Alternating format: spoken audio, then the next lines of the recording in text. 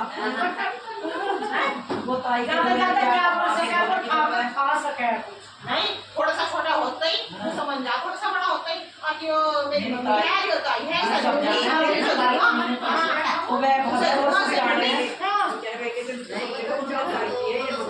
नहीं जो सामान रखे थे ना तो अपना लगेगा भी मम्मी चलो मुझे लगा कि हमारे वो ने हां ये नहीं दे दे पड़े हां बेटा तो लेवे ना यार पापा तो और ले छोटे से बच्चे को सब पता चल जाता है ना अभी तो छोटा छोटा नहीं कहेंगे थोड़ा बड़ा हो हाँ थोड़ा बड़ा हो जा जब वो सुनने लगे कपड़ों में ये नहीं बनवा ले क्या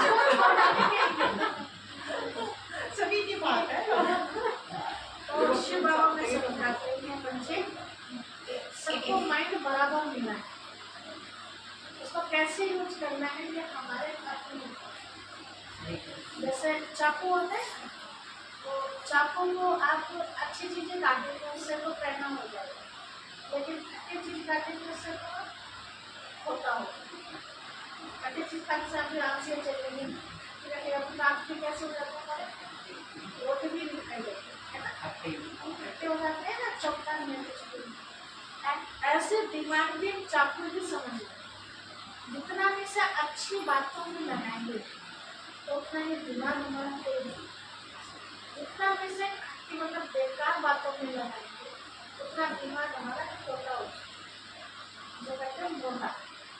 तो कौन सा दिमाग अच्छा लगता है? अच्छा बारीक मोटा दिमाग तो बारीक करना है तो क्या करना है अच्छी बातों में लगाना है। चित्र बदलने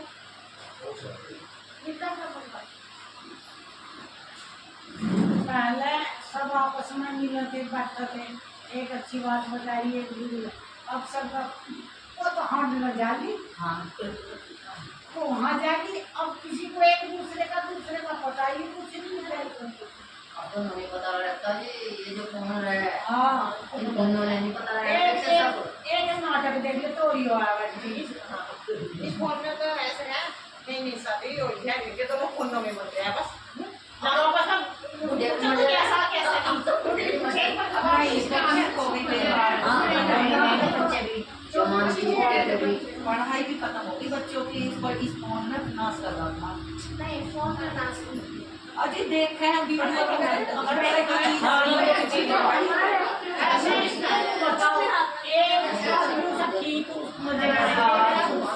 ये गलत भी देख रहा चीज बनाए कोई भी जाती है हमारे फायदे के लिए बतावा योग है क्योंकि आते तो है खराब दूसरे की बुद्धि खराब है वो तो फोन की गलती नहीं है, जबकि हमारे उसमें क्या चीज देख रहे हैं अच्छी भी चीज है उससे बच्चे पढ़ करके अच्छे और उसे देख करके हाँ फोन में पढ़ाई आती है। अब तो पढ़ाई देख दूसरा भी चित्र है ना युद्ध वाला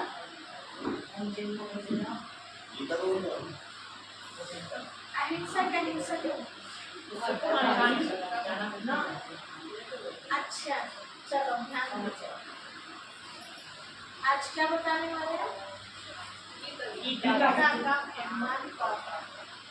पुनर्जन्म तो क्लियर हो गया ना, मनुष्य बनता है, शास्त्रों में भी ऐसे दिखाया है ना गीता में आदि ये सब यहाँ दिखाया है गीता ज्ञान दाता कौन है। आज तक किसको समझते हैं कृष्ण को समझते हैं। देखिए आप बीच में देख रहे हैं शिव बाबा दिखाए हैं, 2 पत्ते दिखाई निकलते हैं। आप कोई भी बीज बोते हैं तो उसमें सबसे पहले निकलते हैं तो 2 पत्ते पहले सुई से निकलते हैं फिर उससे 2 पत्ते निकलते हैं, कुछ दिनों के बाद 2 पत्ते और निकलते हैं। तो शिव बाबा सारी दुनिया का बीज है, बीज मतलब मालिक है जिसमें युद्ध करते दिखाया। अच्छा हाँ तो 2 पत्ते अर्थात सृष्टि के पहले 2 मानव कौन है शिव बाबा तो बीज हो गया, ये दुनिया एक पेड़ की तरह है। सबसे पहले दो आत्माएं दुनिया में आई, तो कौन सी? श्री राधे और श्री कृष्ण। जो हमारे शास्त्रों में भी बताते हैं कि सागर में पीपल के पत्ते पर श्री कृष्ण अंगूठा चूसते हुए आते हैं, तो दुनिया जल्दी हो जाती है, तो पीपल के पत्ते पर कृष्ण को मिलते हैं। अब इसको मैं आपको क्लियर करती हूँ, क्या कोई पीपल के पत्ते पर बच्चा आ सकता है? पीपल का पत्ता क्या है? आपने भारत का नक्शा देखा कैसा बना हुआ? कुछ है ना। तो पीपल का पत्ता ये भारत के नक्शे की तरह से बना था। जब श्री कृष्ण जी आए थे तो कहाँ आए थे? भारत में। सबसे पुरानी दुनिया, सबसे पुराना स्थान, प्राचीन देश हमारा भारत देश है। बाकी सारे देश महापुरुष इसमें क्या करेंगे?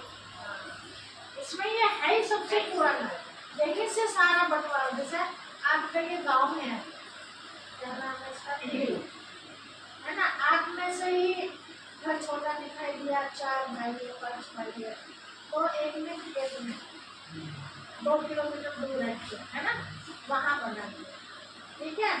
अब दूसरे को भी लगा कि यार वहाँ रहने लगा, नहीं बोल चला हम भी वहीं बना लेते हैं अपने खेत में, है ना। इस तरह से गाँव बन के चले, वहाँ बन गया तो वहाँ बस्ती थी, उनका परिवार, ऐसे ऐसे गाँव बने, ऐसे ही देश बने। यहाँ रह रहे, यहाँ से सागर पार कोई चला गया, अच्छा लगा। क्या बोला?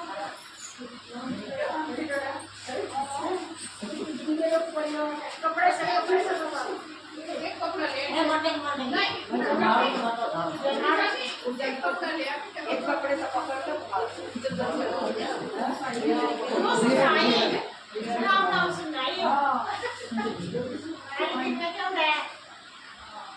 एक कपड़े से नहीं पकड़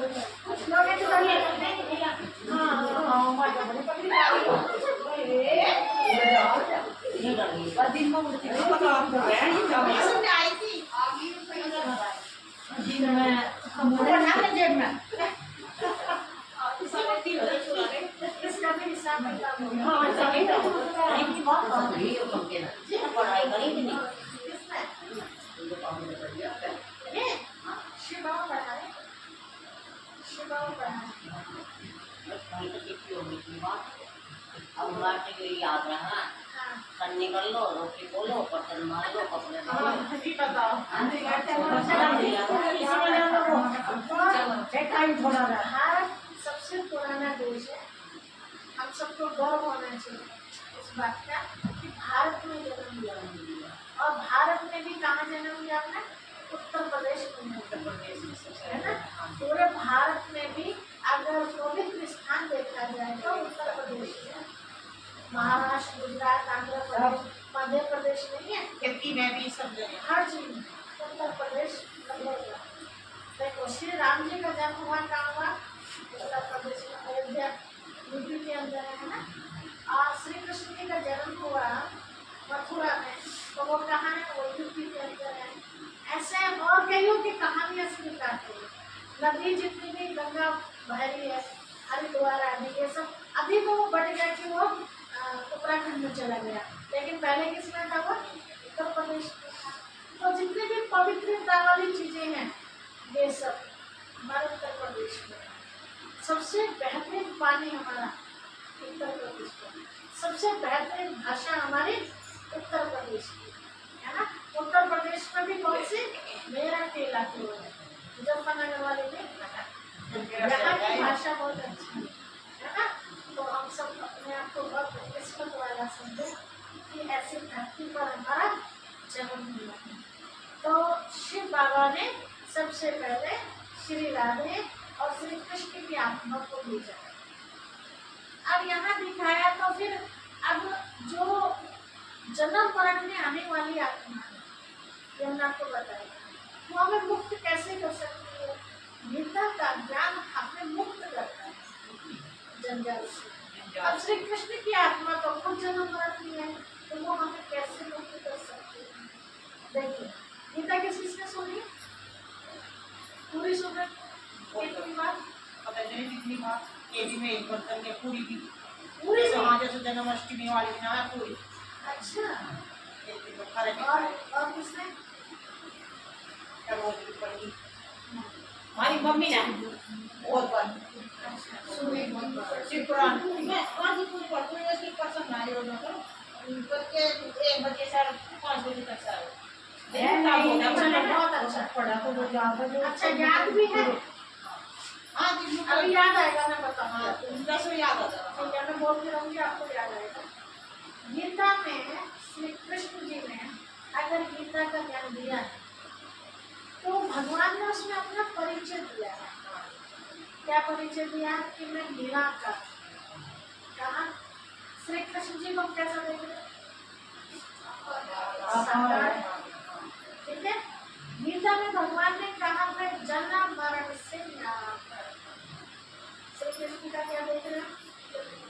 जन्म हुआ, देखा ना कहानी में जेल में हुआ, माता के द्वारा जन्म लिया। गीता में कहा मेरे कोई माता पिता नहीं है, मैं सबका माता पिता हूँ। उनके माता पिता दोनों दिखते हैं, माता पिता की गोद में बैठा हुआ बच्चे। मेरे कोई गुरु शिक्षक नहीं है। श्री कृष्ण तो गुरुकुल में जाते शिक्षक है ना। तो बताइए, अब वो कह रहे हैं कि मैं निराकार हूँ, मैं अजन्मा हूँ, लेकिन मैं अभोग का, मैं खाता भी नहीं हूँ। श्री कृष्ण ने तो भोगा भी है सुख दुख। दुख भी देखा ना श्री कृष्ण, दुख भी बहुत देखता है ना, सुख भी देखा, दोनों चीज भोगी है। श्री कृष्ण को अगर हम देखते, केवल हम हिंदू धर्म वाले भी स्वीकार करते हैं, वो भी सब में, बाकी धर्म वाले उनको मानेंगे कि वो भगवान है। गीता माता लिखा हुआ है गीता के ऊपर, गीता पिता ने श्री कृष्ण को क्या देना? स्त्री के रूप में या पुरुष के रूप में देते हैं। तो आखिर फिर गीता सुनाए तो सुनाए किसने? कौन है वो निराकार, कौन है वो अजन्मा? विष्णु विष्णु का ही रूप ये कृष्ण है। तो निराकार शिव बाबा जिन्होंने गीता का ज्ञान दिया। ठीक है, अगर के कृष्ण के द्वारा दिया था, चलो कृष्ण ने, लेकिन कृष्ण के द्वारा दिया ये माने, तो ये बात भी वहां गलत हो जाती है। गीता ने कहा कि मैं साधारण बूढ़े वर्ग तक में आता हूँ, ब्राह्मण के तक में आता हूँ, मुझे फोटो में कोई मीटिंग कोई पहचानता है, मूढ़मती लोग मुझे नहीं पहचानते। ये लाइन पढ़ी है हमारे। आप बताइए श्री कृष्ण ब्राह्मण का या राज्य परिवार का? राज परिवार ब्राह्मण को नहीं था। और कहा मुझे फोटो में कोई पहचानता है, सब मुझे नहीं पहचानते। ऐसा कौन है जो कृष्ण को नहीं पहचानते? छोटा सा बच्चा भी बता देगा। फिर कहा मैं बूढ़े तन में आता हूँ, तो उनको तो युवा से ज्यादा दिखाई नहीं, बाल अवस्था या युवा में ही दिखा दिया कि वो किसी भीड़ में बाढ़ मारा है ना, बुढ़ापा तो आया भी तो यहाँ बात गलत हो जाती है। फिर आप युद्ध में देखते हैं, बताते हैं कि जिस समय Arjun The Bluetooth device is connected successfully. तो कृष्ण ने गीता का ज्ञान दिया।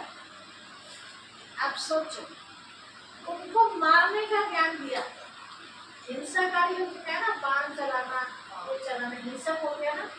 श्री कृष्ण की महिमा में आता है कि वो अहिंसक वर्गों धर्म थे, हिंसा नहीं थी उनके जीवन में। फिर वो जो हिंसा करता ही नहीं, और हिंसा सिखा कैसे सकता है? आप किसी को मारते हैं, बड़ा दया नहीं, आप किसी को मारना सिखा सकते हो, तो कृष्ण जी कैसे फिर सिखा रहे हैं अर्जुन को? ये बात की जरूरत है। तो कौन सा युद्ध था वो, और कौन था ज्ञान देने? तो यहाँ स्पष्ट होता है कि गीता का ज्ञान शिव निराकार परमात्मा ने दिया। किसके द्वारा? श्री कृष्ण के द्वारा नहीं, बल्कि प्रजापिता ब्रह्मा के द्वारा किया।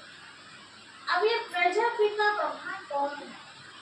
श्री कृष्ण जो फर्स्ट जन्म में थे सत्य में, वही भी त्रेता में आए राम के रूप में, द्वापर में आए राजा विक्रमादित्य के रूप में, कलयुग में साधारण जन्म लेते लेते लेते जब आत्मा मृत्यु लास्ट में आ गई 83वें जन्म में साधारण बन गई, तब परमात्मा पिता ने उस शरीर में प्रवेश किया। आत्मा वही है कृष्ण वाली, लेकिन जन्म का तो फर्क पड़ गया।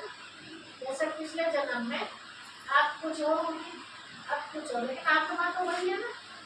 ऐसे श्री कृष्ण के द्वारा ही ज्ञान दिया, लेकिन श्री कृष्ण के रूप में नहीं, श्री कृष्ण के फर्स्ट जन्म के रूप में नहीं, बल्कि लास्ट वाला जन्म जो था उस शरीर में परमात्मा पिता ने प्रवेश किया और उनको ये पाठ पढ़ाया कि फिर से अगर तुम्हें श्री कृष्ण जैसा बनना है तो अब जो मैं सिखाता हूँ उसको तुम जीवन में उतारो, तो वापस श्री कृष्ण जैसे बन जाओ।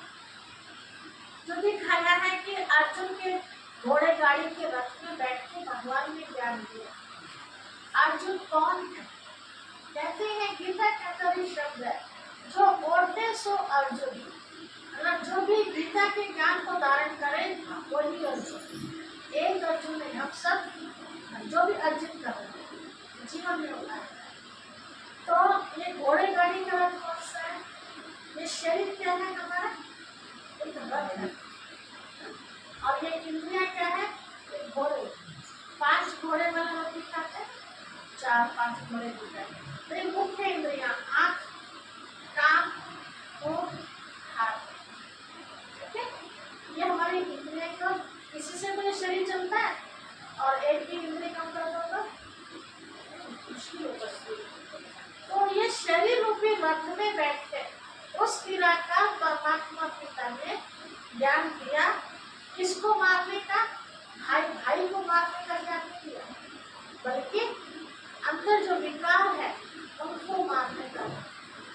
हिंसक युद्ध नहीं बल्कि अहिंसक युद्ध कर रहे हैं। वो अहिंसक युद्ध क्या है? अंदर का युद्ध। जैसे आपको पता चल गया कि ये चीज खानी चाहिए, ये नहीं खानी चाहिए, लेकिन अब तक खाते आ रहे। उदाहरण जैसे प्याज है ना, और अब आपको पता चला कि ये तो नुकसान कर रहा है, खाने नहीं चाहिए, तो अंदर में क्या चल रहा है? युद्ध चल रहा है। चिंतन ना वो युद्ध का खाओ ना खाओ, युद्ध चल रहा है। अगर हम उसके ऊपर विजय छोड़ देते हैं, समझ लिया नुकसान करा कि नहीं खाना, तो मैंने विजय प्राप्त कर लिया। अगर मैंने खा लिया, उसके वशीभूत हो गई, तो मैं क्या हो गई? हार गई। तो ये अच्छाई और बुराई का युद्ध है, ठीक है? बाकी भाई के युद्ध था। अभी 2 दिन पहले हमने आपको बताया था, कहते हैं लोग कि बुरे व्यक्ति से घृणा न करो, इसकी बुराई से। शराबी से घृणा नहीं करो, शराब से घृणा, ठीक है? छोटे व्यक्ति से घृणा नहीं करो, उसके झूठ से घृणा करो, ना वो अवगुण हमारे अंदर ना आ जाए, तो अवगुण उसके अंदर, जो बुराई उसके अंदर। तो गीता का ज्ञान निराकार परमात्मा पिता ने दिया है, ना कि श्री कृष्ण ने दिया। श्री कृष्ण तो एक डिग्री है, जैसे डॉक्टर है, वकील, इंजीनियर और कोई भी पदवी पाने के लिए हमें मेहनत करनी पड़ेगी, पढ़ाई करनी पड़ेगी। जब वो डिग्री हमें मिल जाती है तो क्या उसके बाद भी हमें वो मेहनत करनी पड़ती है? नहीं करनी पड़ती है। ऐसे श्री कृष्ण एक पदवी है। श्री कृष्ण जैसा बनने के लिए हम मनुष्य आत्माएं इस समय शिव बाबा से पढ़ाई करती हैं और अपने को इतना महान बना लेते हैं। जब महान बन जाते हैं फिर हमें ये पढ़ाई करने की जरूरत नहीं। तो श्री कृष्ण ने गीता का ज्ञान सुन के अपने आप को श्री कृष्ण जैसा बनाया था। अकेला तो श्री कृष्ण क्या करेंगे, और भी चाहिए ना साथ में, बहुत रोटियां सब्जियां, पूरा राज्य चाहिए ना। तो फिर वो श्री कृष्ण की आत्मा को भी ज्ञान सुना। ये बड़ा गहरा राज होता है संयम पर। शिव बाबा ने कहा बच्चे, यहाँ दुनिया में भी आप देखते हैं कोई प्रधान या और देखते हैं ना, प्रधान से बड़े कौन होते हैं, प्रधान से छोटा तो मेंबर होता है, प्रधान से बड़े विधायक, चेयरमैन, विधायक है ना, ये बड़ी बड़ी पद वाले सब अपना प्रचार करते हैं, इसलिए सीट ले लो तो प्रचार के साथ खर्चा भी करते हैं, है ना, मेहनत भी करते हैं, ज़्यादा से ज़्यादा वोट मुझे मिलनी चाहिए। तो यहाँ कलयुग में पद पाने के लिए हमें लोगों के सामने हाथ जोड़ना चाहिए, है ना, और वो भी जरूरी कि वोट मुझे मिलेगी भी या नहीं, है ना।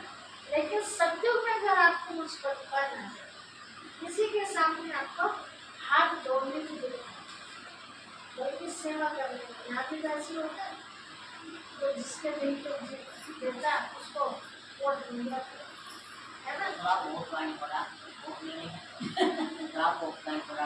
हाँ, तो वैसे ही लोगों ने वोट देते हैं, अच्छे लोगों ने वोट नहीं देते। हाँ, हमने थोड़ा बहुत नहीं किया, वो भी नहीं कर। इसी तरह सत्युग में शिव बाबा ले जाने के लिए बच्चों को पढ़ा रहा है। अभी राज्य की स्थापना हो रही है। अब राज्य में कौन क्या बनना चाहता है, राजा बनना चाहते हैं, डॉक्टर चाहते हैं, जज, जानवर, सबका बनना चाहते हैं, राजा बनना चाहते हैं, राजा बनना है ना, तो क्या करना है, अब राजा बनने के लिए प्रजा तैयार करनी है ना। बिना प्रजा का राजा होता है नहीं होता। प्रजा कैसे बनेगी, अब प्रजा बनेगी उससे बाबा ने बताया कि बच्चे मेरे से जो ज्ञान आपको मिला है, आपने अपने जीवन में कहा आप तो राजा लायक बन गए, लेकिन राज्य किसको करोगे, तो जितनों को भी हम ज्ञान देंगे वो सब आपके राज्य में है ना। अब राज्य में आपको केवल प्रजा ही चाहिए, बच्चे भी चाहिए, रानी भी चाहिए, है ना, राज दरबार के अंदर साफ सफाई वाले लोग जाकर सभी चाहिए ना। तो जितनों को भी हम ज्ञान देते हैं वो सब हमारे राज्य में आएंगे। कोई क्या बन के आएगा, कोई जैसा उसका पुरुषार्थ वैसे वैसे रूप में वो वहाँ जन्म। और ऐसा भी होता है कि जो ज्ञान देते हैं, ज्ञान देने वाले से ज्यादा लेने वाले ऊंचे बन जाते हैं। हाँ, ऐसा ही होता है। ऐसा भी होता है ना। तो ऐसा नहीं है कि जो पुराने ज्ञान में चल रहे हैं वो ऊंच पद पाएंगे, हमको बाद में आएंगे, हम छोटा मोटा ही कुछ पद लेंगे, ऐसा नहीं। सबको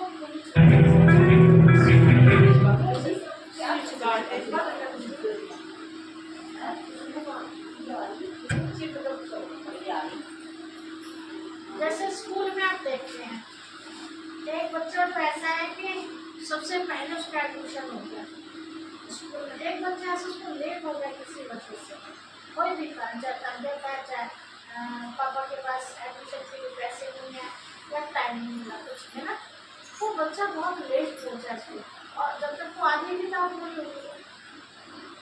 लेकिन जो बच्चा शुरू से पढ़ा वो फेल हो जाता है, जो लास्ट में पहुंचा वो जो पहुंचता है ना। टीचर ने तो सबको सेम ही पढ़ाया ना, लेकिन उस बच्चे ने मेहनत करके सारा ध्यान करना और अच्छे नंबरों से पास किया। ऐसे ही शिव बाबा 1937 में आए थे।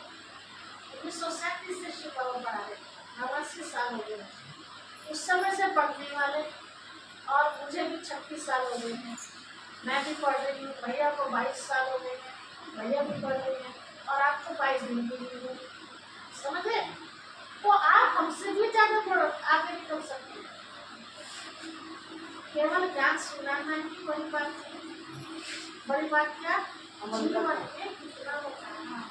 क्या बताते हैं, भाषण तो एक से करने वाले बहुत बड़े कितना, लेकिन भाषण देने वाले कितने, भाषण मतलब अनुभव कराने वाले कितने, प्रैक्टिकल लाइफ को कहा। तो यहाँ जो शिव बाबा से ताकत मिलती है, जैसे आपको कोई सेब दे दे और सेब की महिमा बताए, ये बहुत पावरफुल है, इसे खाने से आपका ब्लड बढ़ेगा, ताकत आएगी, तो भूख नहीं लगेगी, है ना। खाने में भी मुँह दिखेगा, स्वाद भी होगा। सारी महिमा आपने उसमें सुन ली, ले लिया सेव और ले जाके पूजा की जगह रख दिया। अब वो सेव को उठाओ, लाल सेव तो बड़ा लाल है, तो बड़ा मीठा है, तो बड़ा पावरफुल है, तुझे खाने से बड़ा दुख बढ़ जाता है। सारी महिमा भैया पकड़ क्या था बच्चा तो बच्चा ना आयो जल्दी करो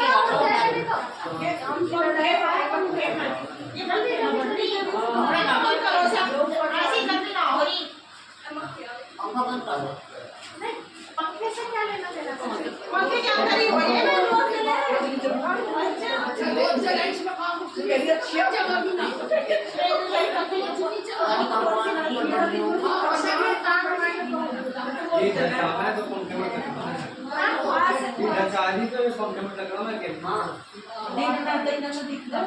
ये तो आगे भी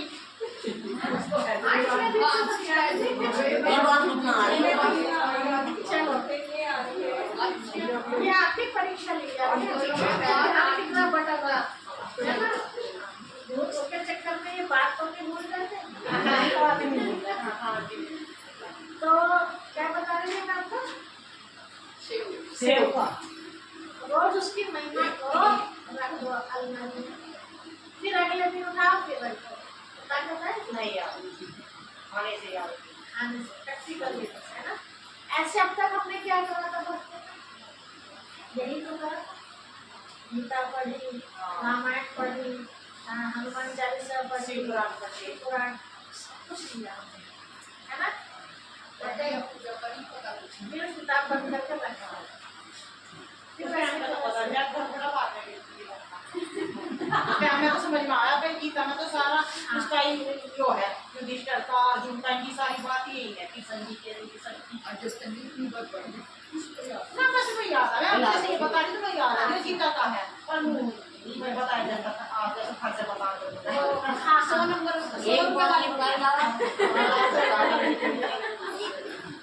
सुख सागर पढ़े आज, सुख सागर में भी सारा किस्सा और जो जितना पढ़ना हो देखिए, हम जो पढ़ते हैं ना, किसी की भी कहानी देखते हैं, पढ़ते हैं, सुनते हैं, उस समय कुछ सीख लेने में तब फायदा है उसको, कहानी को सुना। हमने महाभारत सुनी, उससे क्या उठाया बस सुन लियो, छुट्टी। आगे दुर्योधन ऐसा था, भीम ऐसा था, नकुल ऐसा था, अर्जुन ऐसा था,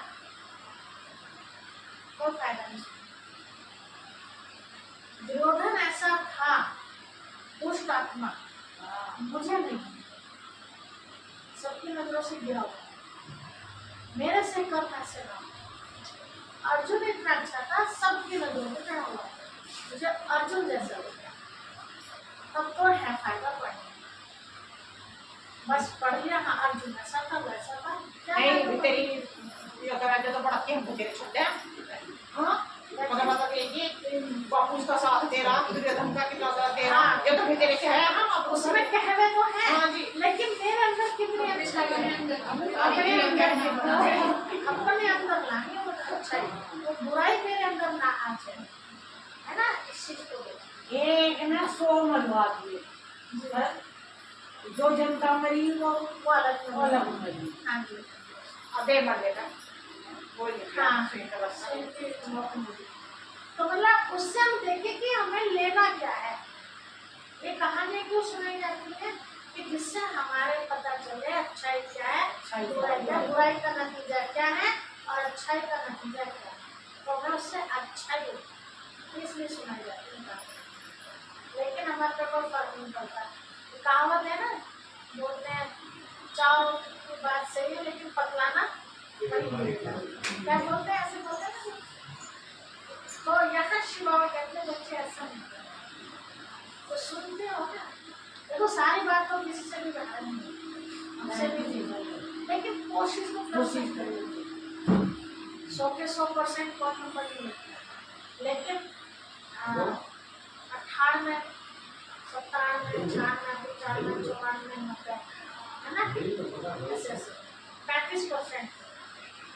पास ही होते हैं, लेकिन 35 से भी नीचे आ जाओ तो 35 से नीचे आ जाओ तो कि जो जन्मी ना लेगा सब मोशी मिल जाएगी, किस चीज से मिलेगी?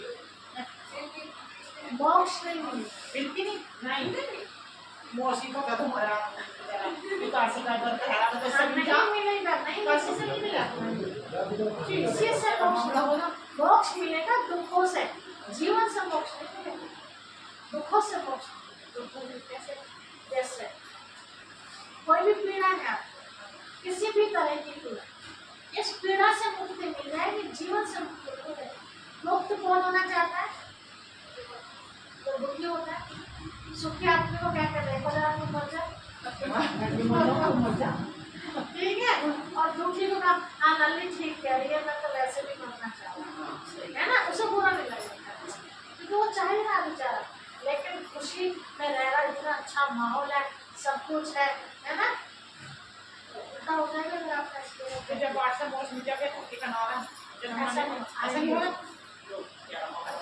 ऐसा क्या है कि जन्म मरण से छुटकारा होता ही नहीं, होता ही नहीं। संसार के अंदर 3 चीजें ऐसी हैं जिसका कभी विनाश नहीं होता, अविनाशी है। परिवर्तन जरूर होता है लेकिन विनाश नहीं होता। आत्मा पहला कभी भी ना, गीता में ये बात आती है, आत्मा किताबों में तो लिखा है मोश मिल जाओ, वो चीज करने से ऐसे पुराण में ऐसे लिखा है, गीता में भी लिखा है। वो कहते हैं आत्मा परमात्मा के पास पहुंच जाती है, लेकिन दोबारा जन्म भी होता है। कुछ दिन है ना, बेचारी जब विराट रूप दिखाते हैं या और भी कहीं, एक मुंह से एक मुंह में गुजारे, दूसरे में गुजारे, है ना गीता में। जिंदगी कृष्ण जी का वो देख लिया, वो समझ लिया जाना है, आना जरूर है, और फिर जाना है। लेकिन परिवर्तन नहीं। दुखों से निकल के जा रहे हैं, सुख की दुनिया में आ रहे हैं, और कुछ सुखों से निकल रहे दुखों में जा रहे हैं, कर्म अनुसार जन्म होता है। आत्मा अविनाशी है, काटने से कटती नहीं, जलाने से जलती नहीं, डुबोने से डूबती नहीं, अमर है। एक कपड़े की तरह चेंज करती है आत्मा। आप देखो महाभारत सीरियल में दिखा है स्पष्ट, तो गीता का ज्ञान देते हैं ना, मैंने स्पष्ट तरीके से देखा, बड़े अच्छे शब्दों में बताया, सीन के साथ दिखाया कि आत्मा जैसे वस्त्र और रहते हैं, ऐसे आत्मा शरीर छोड़ दो, मैं मरती हूँ। दूसरा, तब आत्मा नहीं मरती तो आत्मा का पिता परमात्मा कैसे मर सकता है? वो भी अमर है, ठीक है। तब आत्मा नहीं मरती, परमात्मा नहीं मरती, तो आत्मा के अंदर जो रोल भरा हुआ वो कैसे खत्म हो सकता है? कैसे आत्मा कैसे ठीक है? तो जब कैसे खत्म नहीं हुई, उसके अंदर जो भरा हुआ है रिवॉर्ड वो कैसे खत्म हो जाएगा? नहीं होने का ना। तो आत्मा के अंदर जो जन्मों का पार्ट भरा हुआ है वो पार्ट खत्म नहीं होता, इसीलिए प्रकृति भी कभी खत्म नहीं होती।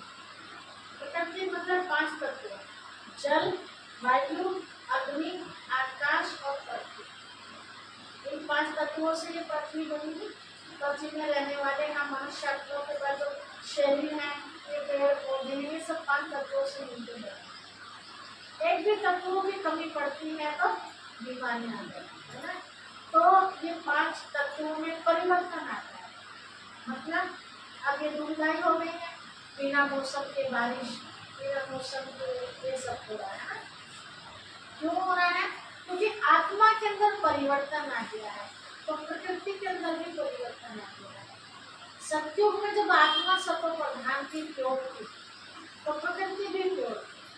सत्युग में कोई मनुष्य किसी को दुख नहीं देता था, तो प्रकृति भी दुख नहीं देती थी। प्रकृति मतलब हमारी इच्छा से बारिश होती। देवताओं ने चाहा तो बारिश आई, चाहा था बंद किया। आज भी ऐसे कितने आपने तपस्वी देखे होंगे, सुना होगा, कि ऐसे ऋषि भी थे, चाहा तो बारिश पड़वाती और हाथ दिखाया बंद हो गया। हमने खुद देखा कि अपने शिव बाबा के बच्चों को भी देखा नहीं। छोटे से कुछ समय मेरठ की बात है, बहुत सारे कपड़े धुलाई गए थे सर, पर्दे, चादरे और 8 दिन के इकट्ठे होता प्रोग्राम, तो उसमें लगे रहते कपड़े इकट्ठे हो रहे थे। लेकिन कपड़े धुलाई गए, कपड़े सूखे नहीं, बहुत काला काला आया चारों तरफ से,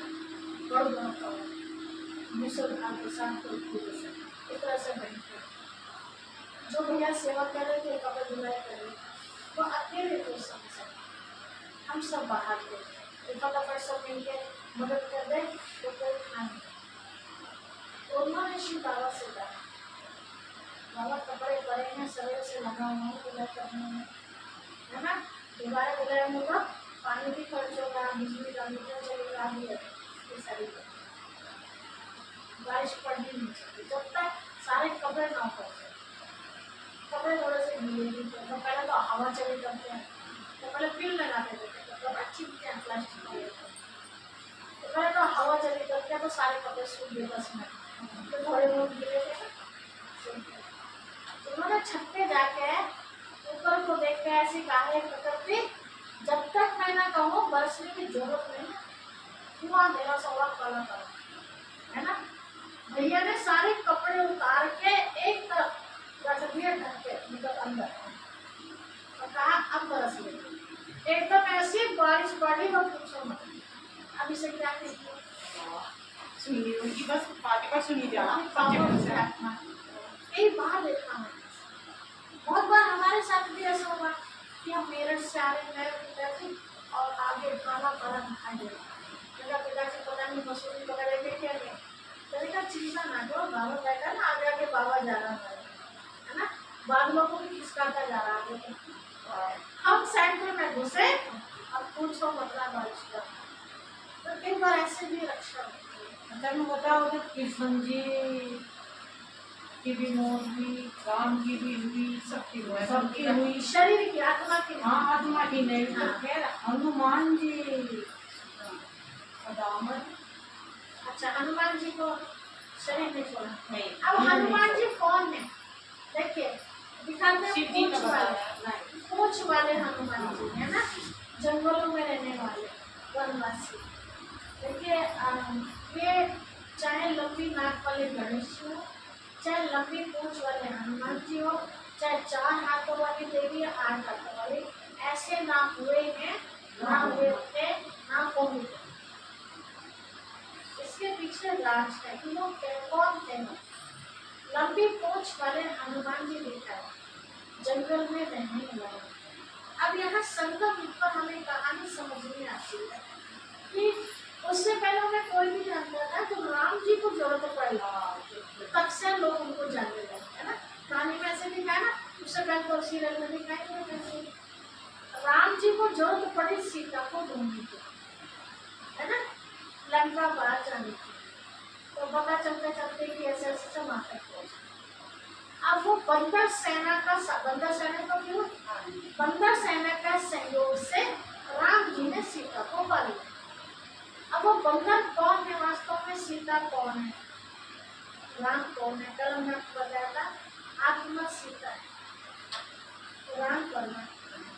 हम आत्मा उनकी सीता दुनिया में आई, जन्म मरण के चक्र में आके तो द्वापर में आए तो सीता आत्मा रूपी सीता को रावण ने हरण कर लिया, तो अपने कब्जे में कर लिया। राम को ढूंढते हुए सीता कब रावण के जंगल में गई, जब मर्यादा की लकीर उसने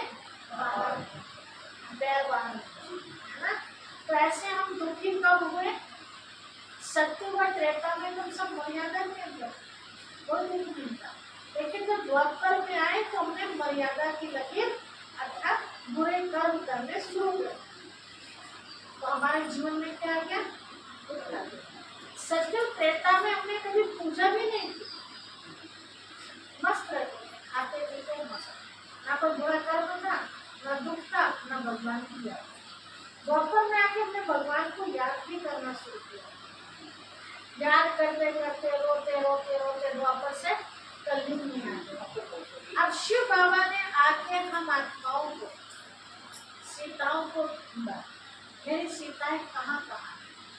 सीता कौन है, तो सचमुच से प्यार करती हुआ वो सीता, सभी सीता नहीं, तो हम सब आत्माएं सीताएं हैं। अब आप भी सीताएं इस डिग्री के अंदर, आपको ढूंढने के लिए किसको भेजा भगवान ने, किसको भेजा आपको। तो मैं कौन हूँ, मैं ही हूँ हनुमान हूँ, ठीक है, मैं आत्मा ही हूँ, हनुमान हूँ। तो हनुमान पूंछ वाला हनुमान था। वास्तव में पूंछ नहीं थी उस आत्मा की, उस आत्मा की पहुंच थी राम तक। पूंछ नहीं थी, क्या थी? पहुंच। तो पहुंच के बदले क्या दिखा दी? पूंछ दिखा। हनुमान जी ने सीता का पता लगाया और सीता को राम से मिला। ठीक है, तो हम ये सीताएं, हम ही हनुमान। तो जैसा जैसा काम किया वैसा वैसा नाम पड़ गया। जैसे उस दिन आपको बताया था, आप टेलर का काम करते ही हैं तो आप उस समय क्या कहला रहे? टेलर कहला रहे हैं। कोई मिठाई अभी बना रहे हैं तो उस समय क्या बन गया? हलवाई बन गया, है ना। ऐसे कोई और काम आप कर रहे हैं तो वो वाला टेलर नहीं। दूध निकाले, दूध का काम कर दिया, दूधिया बन गया। पढ़ा रहे हैं किसी को तो टीचर बन गया। ठीक है, और आप किसी का इलाज कर रहे हैं तो आप वैद्य डॉक्टर बन गए। लेकिन हो तो आप एक ही ना। कैसे आत्मा एक ही है, लेकिन जैसे जैसे कर्म किए आत्मा ने वैसा वैसा उनको नाम मिल गया। अब गणेश जी कौन थे? गणेश जी को लंबी नाक दिखाई है, बड़े बड़े कान दिखाए हैं, बड़ा पेट दिखाया है ना। सोचो, विचार करो जरा, विज्ञान कितना आगे बढ़ चुका है आज। डॉक्टर बोलते हैं विज्ञान के आगे कुछ नहीं है। फर्स्ट नंबर पर विज्ञान पूछ रहा है। शिव बाबा को तो कभी होगा है सब शक्ति, लेकिन दुनिया के हिसाब से देखा गया तो इतना सब कुछ हो रहा है, शरीर के अड़गम बड़गम सब चेक हो रहे हैं, लेकिन विज्ञान यहाँ तक नहीं पहुंचा कि इंसान की गर्दन हटा के किसी जानवर की गर्दन फिट कर सकते हैं। तो क्या चीज चेंज कर रहा है विज्ञान, है ना। नई बॉडी तैयार कर रहा है, रोबोट तैयार कर दिया, बिना आत्मा तो वो सारा काम करेगा। और जो आप कहते हो वही है ना। और आजकल तो मोबाइल में जो आप बोलते हो, अरे वो आता है, वो एक चीज और चली है कि जो गाना सुनना है अलेक्सा क्या बोलता है ना, गूगल ये सुनाओ, आवाज कम कर दो, बढ़ा दो, हमें कभी बोलते हो अपने आप ही करो सारे। कितना विज्ञान आगे कर दिया। तो वहाँ क्या दिखाया? पार्वती नहाने गई। बताओ कितना मैल चढ़ा था पार्वती, मैल से कितना तैयार किया और उसको पहले पर बैठा दिया। देखो बड़ी बात कहानियां तो देखो लोगों की, पहले पर कहा मतलब तो यहाँ पहले पर बैठे में ना क्या पहले पर आया पीता शंकर को दिखाया। जब उसको बोलते हो तो तेरे नेत्र था भगवान को, तो तीसरे नेत्र से क्या देख नहीं सकता था? बड़ा कहानी मुझे अंदर नहीं जाना चाहिए क्या? चलो छोड़ो, क्या वो उनको नहीं पहचान सकते ये कौन है गणेश जी? उससे पूछा करा तो कौन है? गणेश जी को बोलते देवताओं में नंबर 1 देवता। सबसे पहले गणेश जी की पूजा कृष्ण जी की बाद में होती है। वो इतने गणपति ज्ञानी, उनको ये नहीं पता ये कौन है। बहस कर रहे हैं अपने पिता से, पिता को गुस्सा आ गया, पिता ने क्या कर दिया? सीढ़ी काट दिया। बच्चा और बेटा आपस में दूसरे को पहचान ही नहीं पा रहे, दुनिया को समझ लेने वाले, उनको आपस में भी समझ में आ रहा है कि आप कौन है। चलो गर्दन काट दी। पार्वती ने मिल मिला के सिर मंगा लिया किसका? जो पीठ पीछे अपने बच्चों को सुलाती है उसकी गर्दन। बताइए कौन सा अच्छा काम किया भगवान जी ने? अपने बच्चे को बचाने के लिए दूसरे के बच्चे की हत्या कर दी। ये कौन सा समझदारी का काम किया? सोचो जरा। तो ऐसा नहीं है। अभी रोमांचक कहानियां नहीं बनाएंगे तो देखेगा कौन? नाटक हो गई। हाँ ठीक है, और ये सब देखने के लिए पैसे मिलते हैं। बता जिनका भी आप सीरियल देखते हैं ना, उनको कमाई होती है, दोबारा देखते हैं, उनको लाइक करते हैं, ये करते हैं, टाइम बढ़ता है तो पैसे मिलते हैं। फिर रोमांचक कहानी जिसका कोई अर्थ ही नहीं बैठता। ये क्या चीज है वास्तव में? देखिए गणेश जी को सबसे पहले पूजते हैं। कोई भी हमारा फंक्शन होता है सामने गणेश जी को बताते हैं। गणेश जी के लिए कहा जाता है कि वो विघ्न विनाशक। ठीक है, अगर गणेश जी उसके हिसाब से देखा जाए विघ्न विनाशक थे, अपना तो विघ्न उनसे खत्म हुआ है। अपना बिगड़ी तो था उनका, जो माँ वो दरवाजे अंदर जाने की कोशिश कर रहे थे, ये बिगड़ी तो था, वो तो खत्म हुआ नहीं, कुछ भी गर्दन कट गई। विघ्न विनाशक क्यों कहा गया, अब समझिए।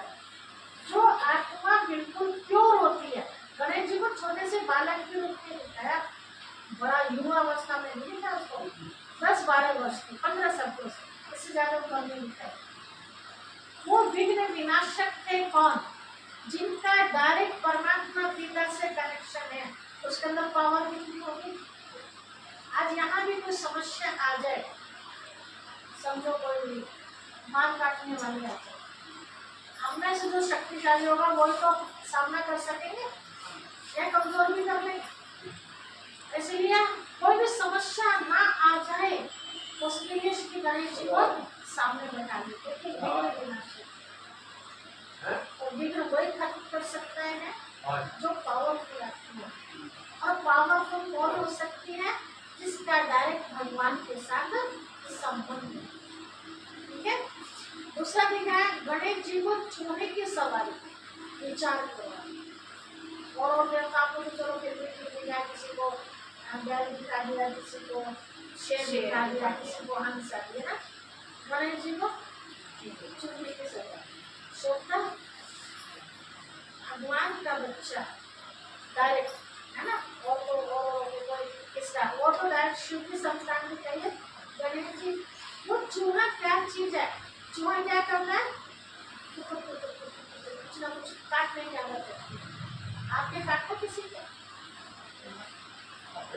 जो काटता है ना पहले फूंक मारता है, बाद में काट के भाग जाता है, तब पता चलता है। जाग रहे हो तो पता चल जाएगा, लेकिन सोते हुए तो पता नहीं चलता। अगर फूंक मार काटता रहेगा, फूंक मारता रहेगा, काटता रहेगा, तो जख्म कर देगा। तो शिव बाबा ने बताया कि जो विकार है ना, छूने की तरह है, फूंक मारते रहेंगे, काटते रहेंगे, मतलब हमसे बुरे कर्म होते रहे, तो हमें पता भी नहीं चलेगा, बाद में वो बताते हैं कि क्या करते हैं, बाद में तो ठीक है, बुद्धि पैसे मुक्त कर देते हैं। ये है माया रूपी चूहा, वो शैतान रूपी चूहा, हम इसके ऊपर विजय प्राप्त कर लेते हैं, इसलिए उसको पीछे दिखाया जाए। कितना बड़ा पेट उसका दिखाया, तो पेट मतलब उसके अंदर समाने की शक्ति थी, जो भी परमात्मा पिता से शक्ति ली सब उसके अंदर समाई। इतने बड़े बड़े कान दिखाए उसके, तो कान दिखाए कि उसके अंदर सुनने की भी शक्ति थी। आज हमारे पास सुनने की शक्ति है, तो बात कोई कह दे तुरंत जवाब देती है ना, तो सुनने की भी शक्ति थी, वो कुछ भी कहता है कोई बात नहीं। इतनी लंबी नाक जो दिखाई, नाक से क्या करते हैं उसे सुनते, और सुन के हिसाब से हम निर्णय लेते हैं अब इस सामान का क्या करना। तो उनके अंदर इतने सुनना मतलब परखना, गणेश जी के अंदर परखने की शक्ति थी। कोई भी समस्या नहीं, तो पहले से ही पता चल जाता था कि जैसे तुमने बताया सपना दिख जाता है तो क्या होता है। तो कुछ जो परमात्मा से जुड़े हुए आत्माएं होती है, उन्हें समस्या का पहले ही पता चल जाता, और जब पहले ही पता चल जाता है तो उसे खत्म करेंगे और कई तरह की आनी समस्या नहीं खत्म करेंगे ना, तो वो है श्री गणेश जी।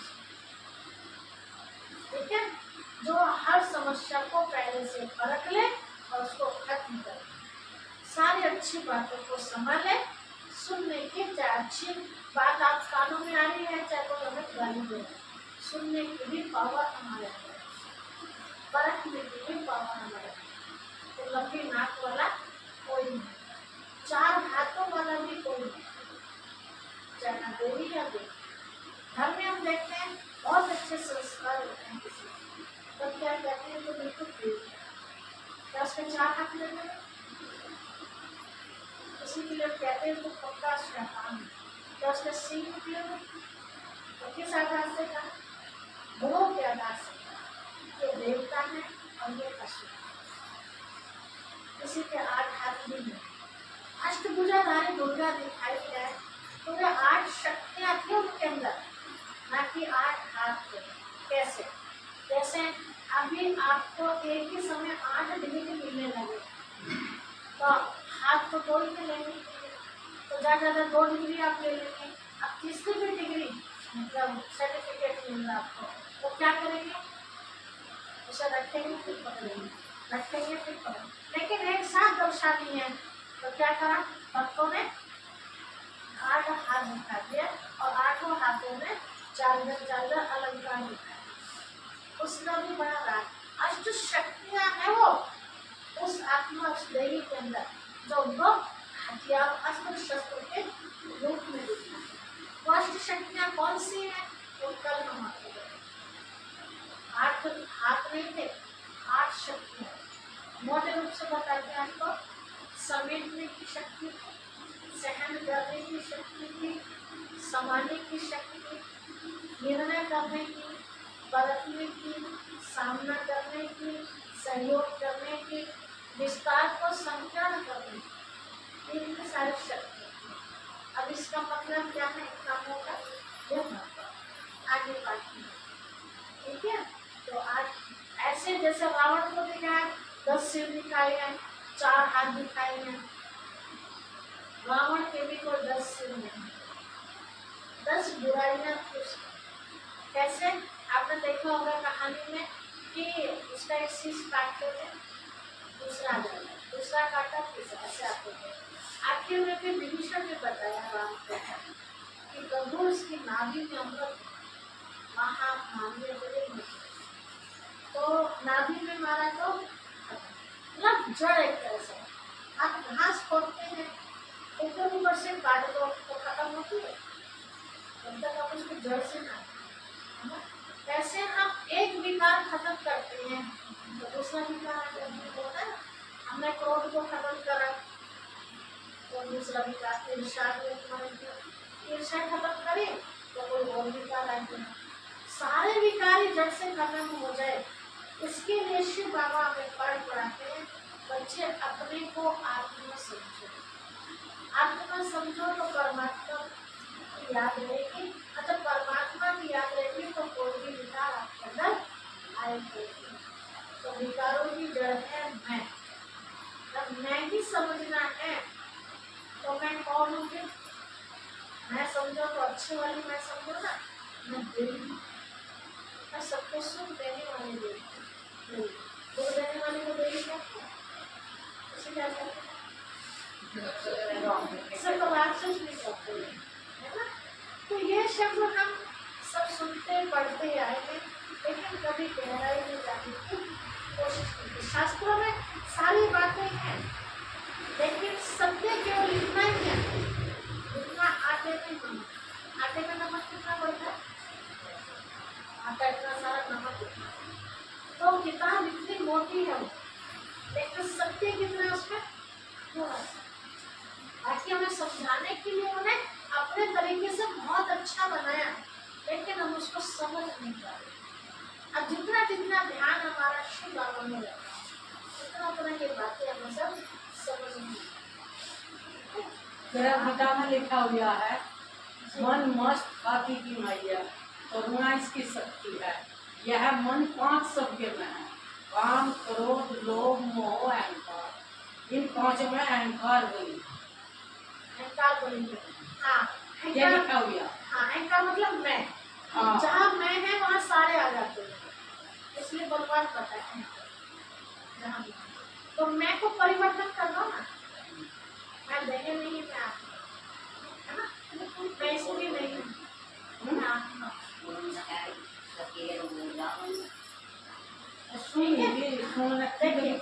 जब हम कई बार अर्थ को नहीं समझ पाते ना, हमें क्या समझाया जा रहा है उसको नहीं समझ पाते, तो क्या हो जाता है, कहानी सुनाते हैं। बताते हैं एक बार एक व्यक्ति अपने दावत में पहुंचे, स्वाद स्वाद में सब कुछ खा लिया, है ना, जबकि देखना पड़ता है ना, दूध दही का मेन होता है, तो उसने दही बड़े भी खा लिए, तो रसमलाई भी, मतलब इस तरह से स्वाद स्वाद में। अब हुआ क्या, पेट खराब हो गया।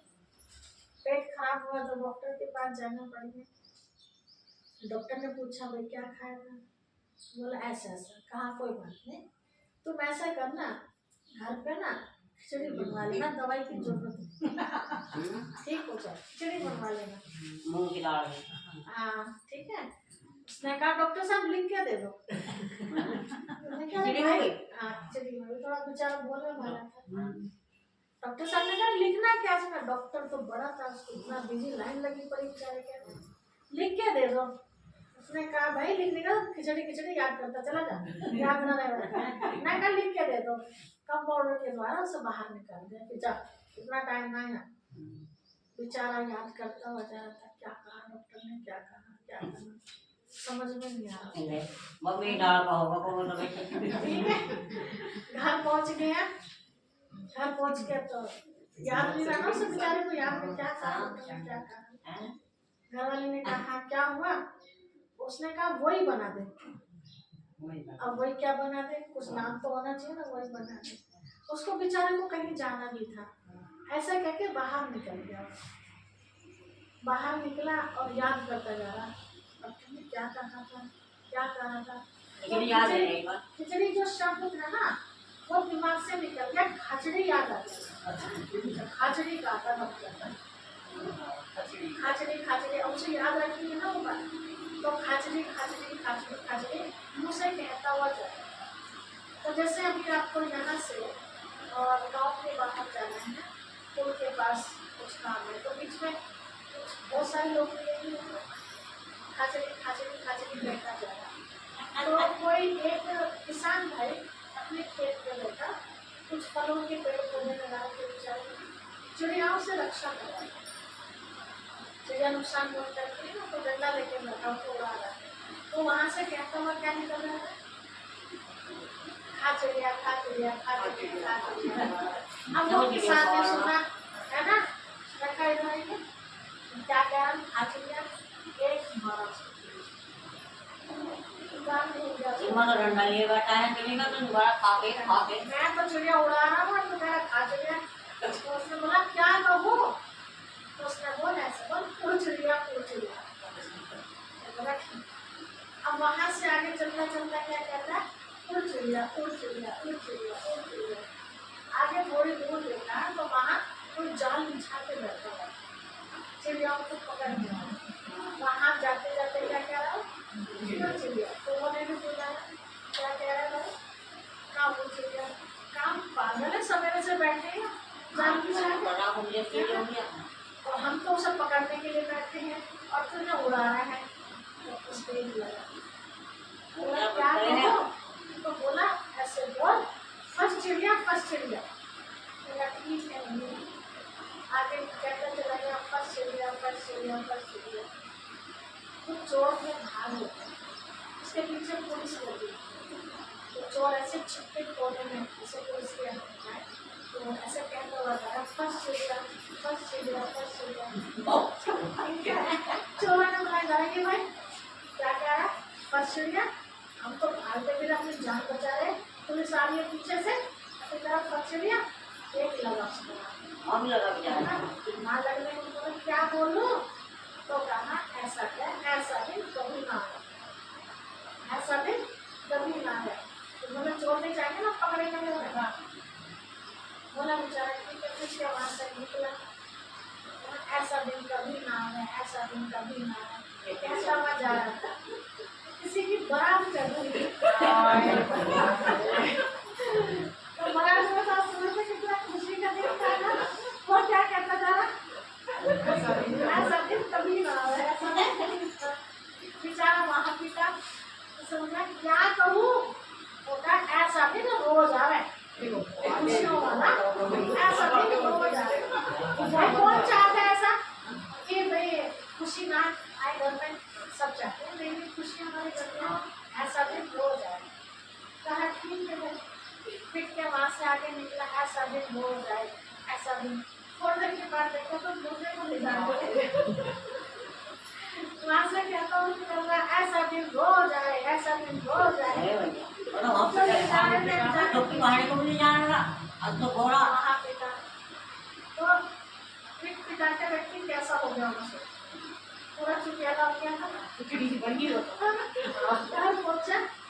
पूछा वो बना दिया, आप क्या बना दी, कुछ नाम तो बता के जाते, गुस्सा। आपने देखा ना बाहर से चिड़चिड़ा के गुस्सा काम कराए घर वालों को बच्चों पे और नहीं तो पशुओं के उतार देते लोग तो गुस्सा को आया था तो पत्नी को दिमाग उसने पीट बेचारे लेके आना लोग तो कहती तुमने तो मेरी खिचड़ी बना दी वो कहता हाँ यूं तो बनाना था याद आ गया तो देखा तुमने खिचड़ी